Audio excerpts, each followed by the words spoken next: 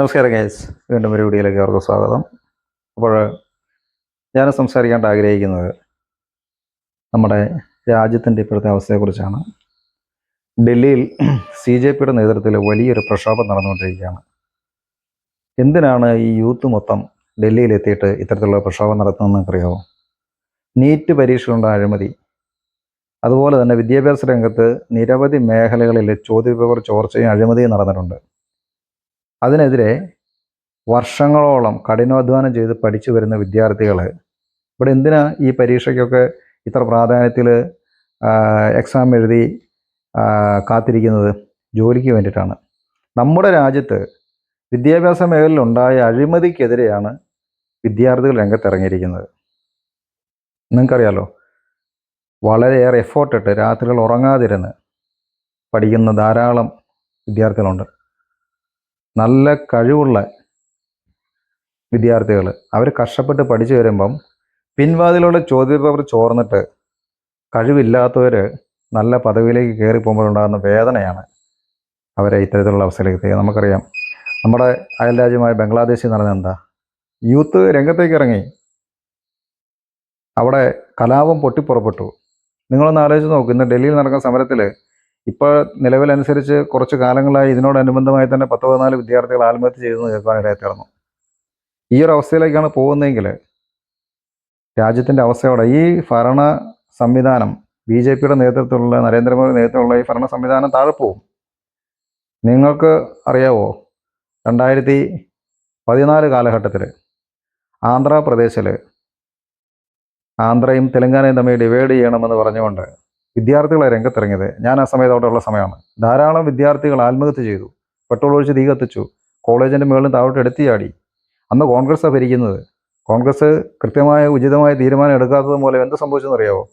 ധാരാളം വിദ്യാർത്ഥികൾ മരിച്ചു. അവസാനം കോൺഗ്രസ്സിന് വഴങ്ങി തെലങ്കാനയും ആന്ധ്രയും രണ്ട് സ്റ്റേറ്റാക്കി. അവസാനമായപ്പോൾ കോൺഗ്രസിന് നിന്ന് ഭരണം പോയി. 2014 കാലഘട്ടത്തിൽ BJP അധികാരത്തിൽ വന്നു. അതാണ് സംഭവിച്ചത്. ഇന്നിപ്പോൾ സംഭവിക്കാം, ഇന്ന് ഇന്ത്യ നേരിടാൻ പോകുന്നത് അതുപോലെ വലിയൊരു പ്രക്ഷോഭത്തെയാണ്. വിദ്യാഭ്യാസ സമ്പ്രദായം അനേകം ആളുകൾ ഏറ്റവും കൂടുതൽ പ്രതീക്ഷ അർപ്പിച്ചുകൊണ്ട് സമയം ചെലവാക്കി പേരൻസ് വിദ്യാർത്ഥികളെ പഠിപ്പിക്കുകയും വിദ്യാർത്ഥികൾ കഷ്ടപ്പെട്ട് അതിനുവേണ്ടി തയ്യാറാകുകയും ചെയ്യുന്നതാണ്. അത്തരത്തിലുള്ള ഏറ്റവും പ്രധാനപ്പെട്ട എക്സാമിനേഷൻ്റെ ചോദ്യപേപ്പർ ചോർന്നതുമായി ബന്ധപ്പെട്ടാണ് ഇപ്പോൾ ഈ സമരം നടക്കുന്നത്.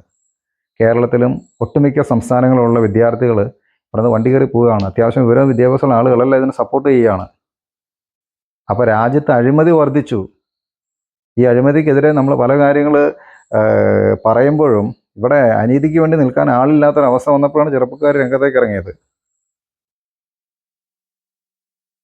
അതുകൊണ്ട് അഴിമതി രഹിതമായ ഒരു രാജ്യമായി മാറാൻ നമുക്കൊരുങ്ങാം. BJP അല്ല, ഇനി ഏത് രാഷ്ട്രീയ പാർട്ടി വന്നത് ജനാധിപത്യ രാജ്യമാണ്. ഇവിടെ പ്രാധാന്യം ജനങ്ങൾക്കാണ്. അവിടെ ഒരു ഏകാധിപതിയും വേണ്ട എന്നുള്ള നിലപാടാണ്.